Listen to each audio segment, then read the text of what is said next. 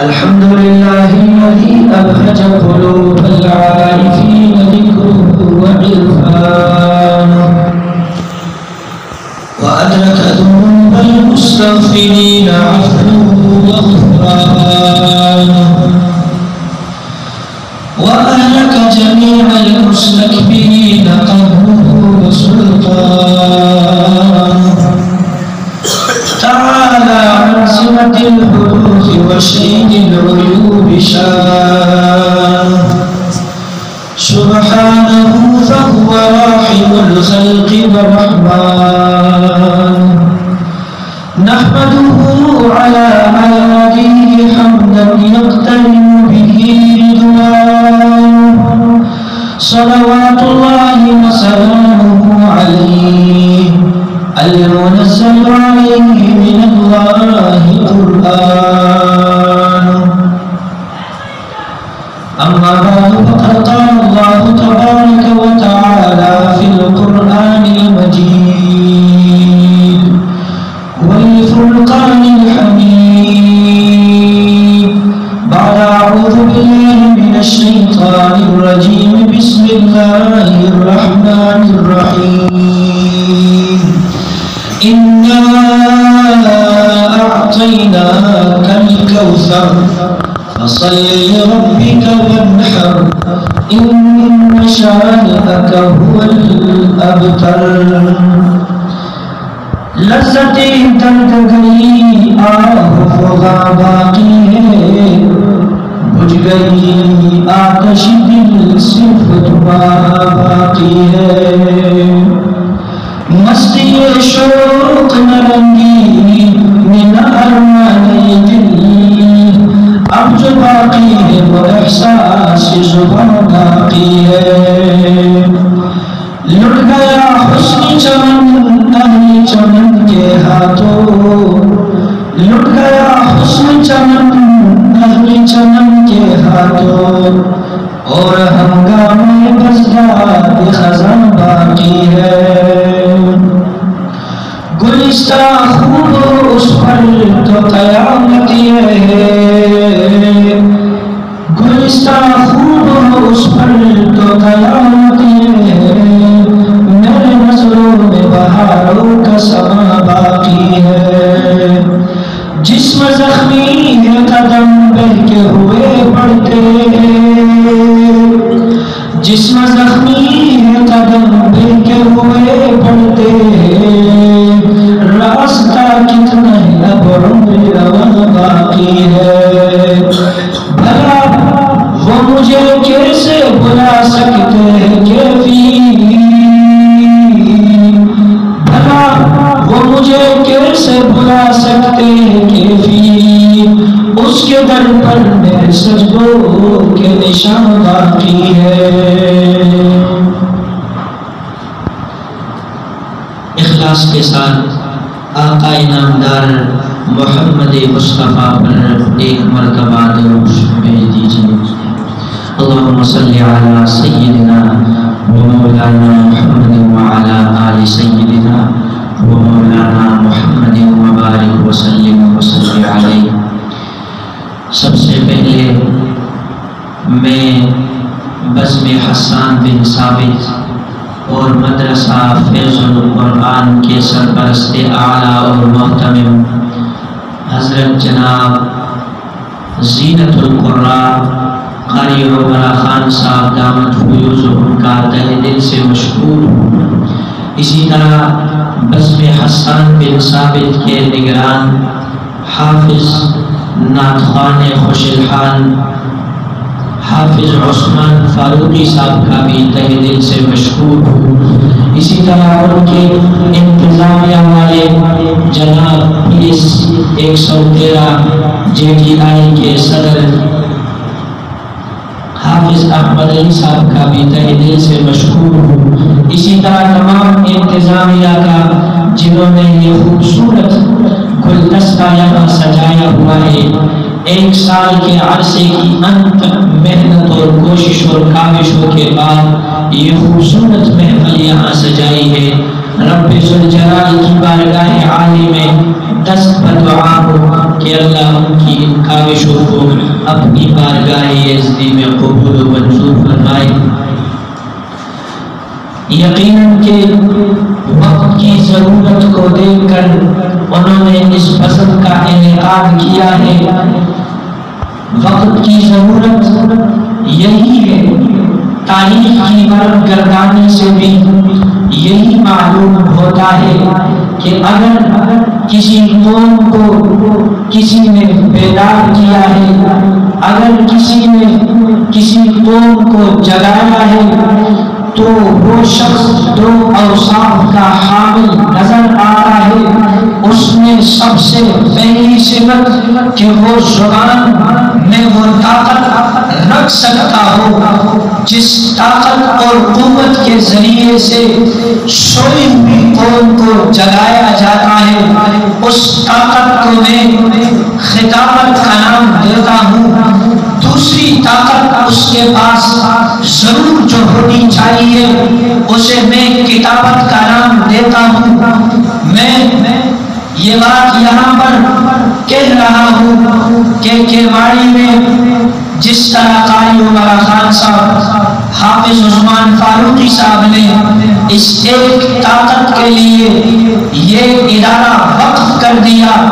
حسان بن ثابت قسم کا انعقاد کر لیا، یہاں پر میں ان سے یہ بھی گزارش کروں گا کہ وقتاً فوقتاً نوجوانان کے بڑی والوں کے لیے یہ موقع بھی فراہم کر دے کہ وقتاً فوقتاً مسابقات کا انعقاد کرے، مقابلوں کا انعقاد کرے، مختلف موضوعات انہیں دے کہ ماضی کے نوجوانان اس موضوعات پر لکھے اور اپنے قلم کے زور سے بھی اپنے قوم کے نوجوانوں کو، اپنے سوئے ہوئے قوم کو جگانے میں کامیاب ہو جائے۔ اللہ رب العزت سے دعائے کہ اللہ اس چمن کو تا دیر و تا ابد آباد رکھے۔ عزیزان محترم، خطابت بلکہ میں یوں کہوں گا کہ دنیا کا کوئی بھی فن ہو وہ انسان کے لیے، خصوصاً وہ شخص جو یہ چاہتا ہے کہ وہ لیڈر بنے، قوم کی رہنمائی کرنے والا بنے، قوم کا امام بنے، تو ضروری ہے کہ وہ مختلف قسم کے ہنروں کو، خصوصاً یہ دو ہنر، ایک خطابت تقریر اور دوسرا قلم کی قوت، اس سے اپنے آپ کو مالا مال کرے۔ اسی لیے پرندوں کو منزل ملے گی ہمیشہ، یہ پھیلے ہوئے ان کے پر بولتے ہیں۔ پرندوں کو منزل ملے گی ہمیشہ، یہ پھیلے ہوئے ان کے پر بولتے ہیں۔ وہی لوگ خاموش رہتے ہیں اکثر زمانے میں جن کے ہنر بولتے ہیں۔ یہ دو ہنر جن کے پاس بھی ہو وہ دنیا کا قائد ہوگا، وہ دنیا کا امام ہوگا، وہ دنیا کا لیڈر ہوگا۔ لہذا بس میں حسان بن ثابت کے نوجوانوں سے گزارش ہے کہ وہ اپنے اس تدریب کو، اپنے اس تمرین کو، اپنی اس کوشش اور کاوشوں کو برقرار رکھیں۔ یقیناً میں جب یہاں آیا میں نے بیانات سنے، تقاریر، اسی طرح نظم، نعت، یقیناً کہ میرا دل بہت ہی زیادہ خوش ہو گیا۔ دل سے دعائیں نکل رہی تھی کہ الحمدللہ وقت کی ضرورت کو جان کر قاری صاحب نے، ان کے انتظامیہ نے یہ بہترین موقع اہل کے باڑی والوں کے لیے فراہم کیا۔ اللہ رب العزت ان کی کوشش اور کاوشوں کو قبول فرمائے۔ عزیزان محترم، خصوصاً میرے نوجوانان ساتھیوں، مجھے اور آپ کو جس طرح کام کرنے کی ضرورت ہے اس کے لیے چاہیے کہ میں اور آپ اپنے اکابرین کی زندگیوں پر نظر ڈالیں۔ اسی لیے ضرورت اس امر کی ہے کہ ہمارا یہ ملک پاکستان بلکہ بحیثیت مسلم امہ ہم اس وقت سوئے ہوئے ہیں، ضرورت اس بات کی ہے کہ ہم اپنے تاریخ کو پڑھیں، ہمارے اکابرین نے کون سی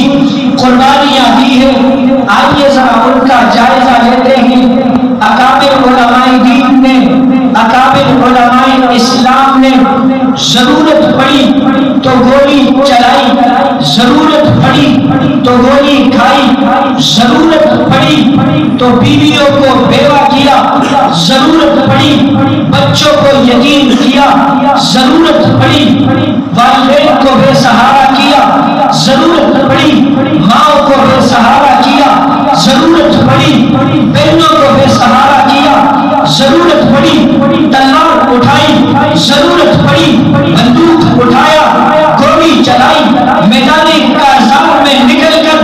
ببانگے ڈول چوک اور چوراہے پر کہنے لگے تخت اور تخت پہ کوئی ایک چناؤ کرتے ہیں، ہم عجب شان سے دنیا میں جیا کرتے ہیں، تو کیا چیز ہے بندوق کسے کہتے ہیں، ہم تو ٹینکوں کی سبیں چیر دیا کرتے ہیں، ہمیں اس وقت سے ملتا ہے شہادت کا سبق ماں کی گود میں جب دودھ پیا کرتے ہیں۔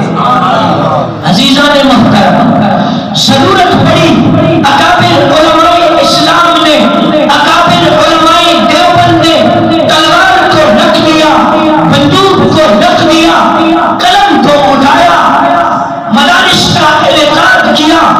ضرورت پڑی چٹائی بچھائی، درخت کے نیچے ایک استاد ایک طالب علم دونوں بیٹھ کر قال اللہ قال رسول کی صدا بلند کر دی۔ ضرورت پڑی قوم کے ننھے منھے بچوں کو بٹھایا، ان کی تربیت کی، ان کی اصلاح کی، انہی کلیوں کو، انہی ننھے منھے پھولوں پر محنت کر کے انہیں لشکر فولادی بنا کر باطل کے سامنے دیواری آرمی بنا کر دشمن کے مقابلے کے لیے میدان کارزار میں نکلے۔ ضرورت پڑی تو راستے کی دشواریوں سے مستغنی ہو کر، ضرورت پڑی منزل کی تلاش میں کبھی افغانستان اور روس کی وعدہ پیمائی کرتے رہے، کبھی روس کبھی عرب و عجم کے راستوں کو ناپتے رہے، کبھی جیلوں کی کوٹریوں میں آزادی کا نغمہ سناتے رہے۔ ضرورت پڑی کبھی جیلوں میں پانسی کے بندے کو چوم کر نشانی منزل کا پوچھتے رہے۔ ضرورت پڑی میرے اور آپ کے علماء اسلام نے میدانی کارزار میں نکل کر کہنے لگے کچھ اہل ستم کچھ اہل حشم میخانہ گرانے آئے تھے، دہلیز کو چوم کے چھوڑ گئے، دیکھا کہ یہ پتھر بھاری ہے، جب پرچم لے کر نکلے ہیں ہم خاک نشین مقتل مقتل، اس وقت سے لے کر آج تک جلاد پہلے پر کاری ہے، زخموں سے بدن گلزار سہی، زخموں سے بدن گلزار سہی، پر ان کے شکستہ تیر گرو خود ترکش والے کہہ دیں گے یہ بازی کس نے ہاری ہے۔ عزیزان محترم، ضرورت کے وقت میرے اور آپ کے علماء کرام نے کسی بھی قسم کی قربانیوں سے منہ نہیں موڑا ہے۔ میں اور آپ بھی نام لیتے، میں اور آپ بھی نام لیوا ہے ان اکابرین کا جنہوں نے کسی بھی قسم کی قربانیوں سے گریز نہیں کی۔ دو تین مثالیں پیش کر کے آپ سے اجازت چاہوں گا۔ انگریز کا دور حکومت ہے، اسکول میں انگریز آیا سروے کرنے کے لیے، ایک طالب علم کو کھڑا کر دیا، پوچھنے لگا بچے بتاؤ بڑے ہو کر کیا بنو گے؟ کہنے لگا اللہ اکبر، کہنے لگا انگریز سامنے، حکومت انگریزوں کی ہو، چھوٹا سا بچہ ہے، اس سے پوچھتا ہے بچوں بتاؤ کیا بنو گے؟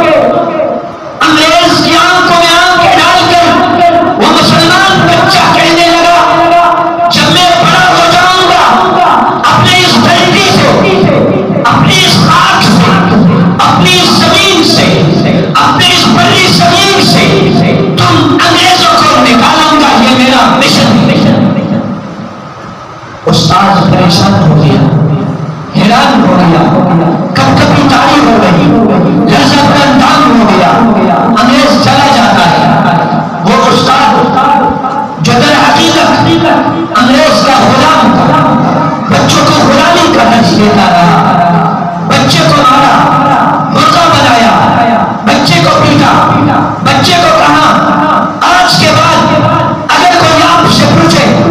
کہ آپ کا منشا کیا ہے، دستوری زندگی کیا ہے، بڑے ہو کر کیا بننا چاہتے ہو، تو اس طرح جواب نہیں دینا۔ بچہ خاموش ہو گیا،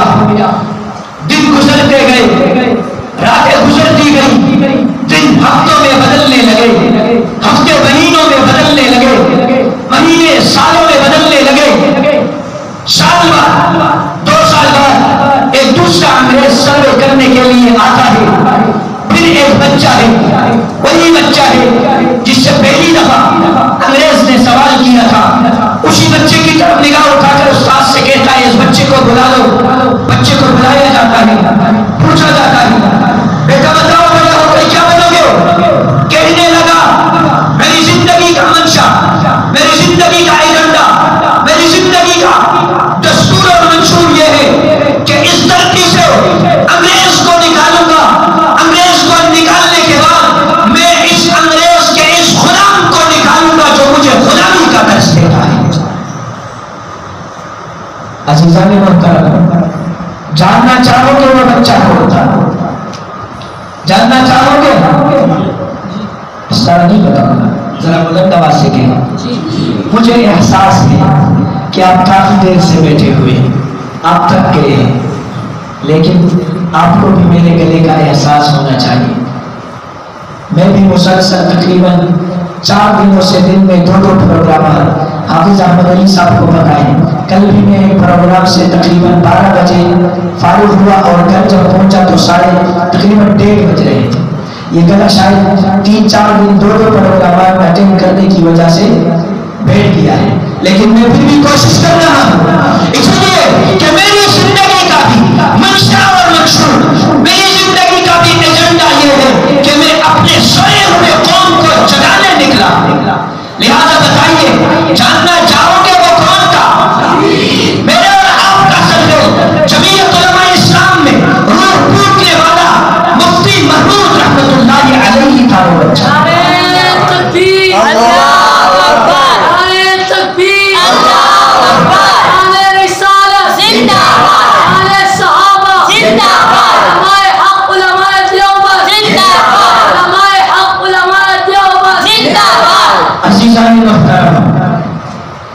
نہ صرف یہ، میں کس کی مثال دوں، میرے پاس تاریخ بھری پڑی ہے، جس موضوع پر دیکھنا چاہو، ختم نبوت پر سر تن سے جدا کرنے والوں کی ایک لمبی داستان ہے، جمعیت کے لیے، سیاست کے لیے قربانی دینے والوں کی ایک لمبی قطار لگی ہوئی ہے، صحابہ کی عظمت پر مر مٹنے کے لیے ایک لمبی قطار لگی ہے۔ میں کس کا رونا ہو، میں کس کا نام بتاؤں، میں کس کی زندگی کو بیان کروں۔ حسین احمد مدنی رحمت اللہ علیہ یہی کراچی ہے، یہی کراچی کا کوٹ ہے، ایک انگریز جج ہے، میرے اور آپ کے سنگے حسین احمد مدنی رحمت اللہ علیہ نے فتویٰ دیا تھا، انگریز کے فوج میں جو جائے گا ایمان سے ہاتھ دھو بیٹھے گا۔ جب فتویٰ دیا کاروان حق کے سنگے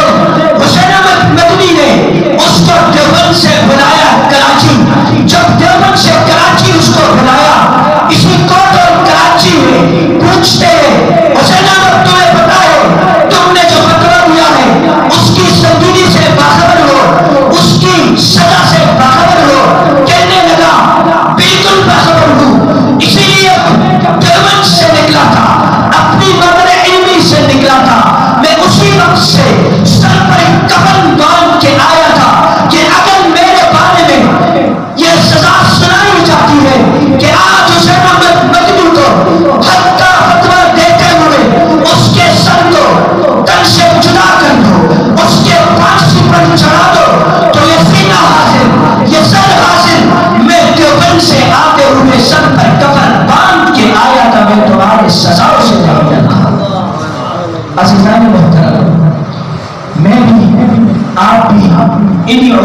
کرام کے نام لینا ہے۔ ضرورت اس عمل کی ہے کہ میں اور آپ جس طرح ان کا نام لیتے ہیں اسی طرح ان کے کام کو بھی اپنا کام سمجھیں۔ ہم نام لیتے ہیں، نعرہ بلند کرتے ہیں، ختم نبوت پر جان بھی قربان، نعرہ لگاتے ہیں کہ نہیں؟ آپ سے پوچھتا ہوں، ختم نبوت کے لیے جان قربان کرنے کے لیے تیار ہے؟ ہاتھ اٹھا کر تیار ہے؟ لیکن یہ دعویٰ، یہ نعرہ تب سچ ہوگا جب ختم نبوت کے آقا میرے آپ کے محمد مصطفیٰ احمد مصطفیٰ وعلی آل کمالی جمالی نوالی عطائی ثنائی بیانی شانی قرآنی محمد کی ناموس اور سنت پر ہم اپنے بالوں کو تو قربان کر لیں۔ پہلے جان کی قربانی نہیں، پہلے بالوں کی قربانی، سر کے بالوں سے لے کر پاؤں کے ناخنوں تک اگر میں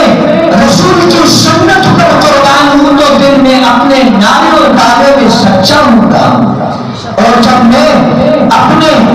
سنت کو سنت رسول بناؤں گا، اپنی زندگی کو رسول اللہ صلی اللہ علیہ وآلہ وسلم کی زندگی کے سانچے میں ڈھلوں گا، تب میں ایسا بن جاؤں گا جیسا انور شاہ کشمیری بنے ہوئے تھے، جیسے امام محمد رحمت اللہ علیہ بنے ہوئے تھے۔ امام محمد رحمت اللہ علیہ عمر 15 سال کی عمر میں اپنے گھر سے نکل کر مدرسہ روزانہ آتے جاتے تھے۔ غور سے سننا، میں نے کہا کہ جب آپ کی زندگی آپ کے آقا کی زندگی جیسے ہوگی پھر آپ اپنے دعوے میں ایسے سچے ہوں گے، لوگ آپ کی زندگی کو دیکھ کر، لوگ آپ کے چلن ڈلن کو دیکھ کر ایمان اور اسلام لائیں گے۔ امام محمد ابھی 15 سال کی عمر میں جب گھر سے نکلتے تھے، مدرسہ جاتے تھے، درمیان میں راستے میں ایک بازار آتا ہے، اسی بازار میں ایک ہندو بنیا رہتا تھا۔ وہ روزانہ اس بچے کو دیکھتا کہ جب وہ بازار سے گزرتا تو اس کی آنکھیں نیچے ہوتی، وہ ارد گرد نہیں دیکھتا۔ عالم امام محمد کی خوبصورتی کا یہ تھا کہ وہ بنیا کہتا ہے کہ اگر کوئی لڑکی امام محمد کو دیکھتی وہ اس پر فریفتہ ہو جاتی، لیکن امام محمد رحمت اللہ علیہ اپنے آقا کی زندگی کو اپنا چکے ہیں، اپنی زندگی کو آقا کی زندگی پر،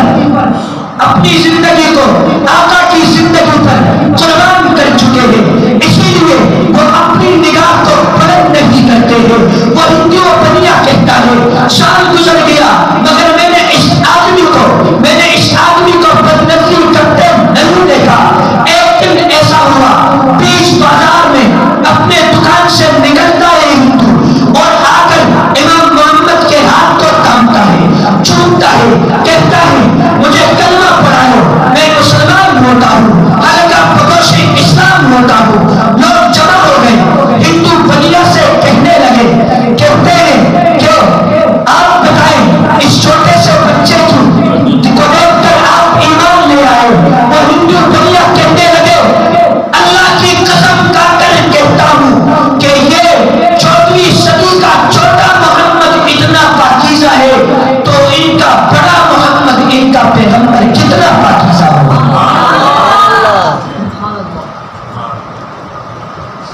عزیزان محترم،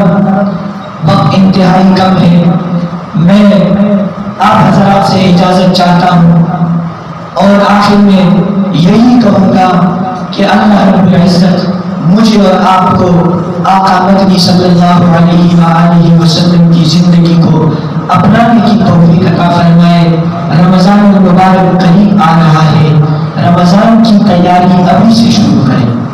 رمضان المبارک کی تیاری ابھی سے شروع کریں۔ تیاری کے 3 باتیں مختصر بتاتا ہوں۔ سب سے پہلے اپنے دلوں کو اپنے اہل و عیال پڑوسیوں مسلمانوں کے لیے صاف کر دیں۔ ابھی سے آپ کے ساتھ کسی نے کیسا سلوک بھی کیا ہے، ابھی سے رمضان المبارک آنے سے پہلے دل کے اس برتن کو صاف کر لیں تاکہ رمضان آتے ہی آپ کا یہ برتن نور سے بھر جائے۔ اور دوسرا یہ توبہ اور استغفار، اپنے تمام گناہوں کے ماسبق میں جتنا کچھ بھی ہوا اس سے توبہ اور استغفار کریں۔ اس لیے مجھے نہیں پتا کہ میں اپنی یہ بات مکمل کر لوں گا کہ نہیں۔ عمر رضی اللہ عنہ نے مجلس صحابہ میں پوچھا آپ کو اپنی زندگی پر کتنا بھروسہ ہے؟ کسی نے کہا اتنا بھروسہ کہ یہ مجلس ختم ہو بھی جائے گی کہ نہیں۔ عمر نے پوچھا، عمر نے بتایا ارے بھائیو تمہیں اتنا بڑا بھروسہ ہے، مجھے تو اتنا بھروسہ بھی نہیں کہ جو سانس اندر گیا ہے یہ باہر آ بھی جائے گا کہ نہیں۔ لہٰذا ابھی سے توبہ استغفار کریں۔ اور تیسری اور آخر یہ کہ اپنی زندگی اور اپنے اوقات کار کو ابھی سے منظم کر لے تاکہ رمضان المبارک میں زیادہ سے زیادہ وقت آپ کی عبادت کے لیے آپ کو مل جائے۔ وآخر دعوانا الحمدللہ رب العالمین۔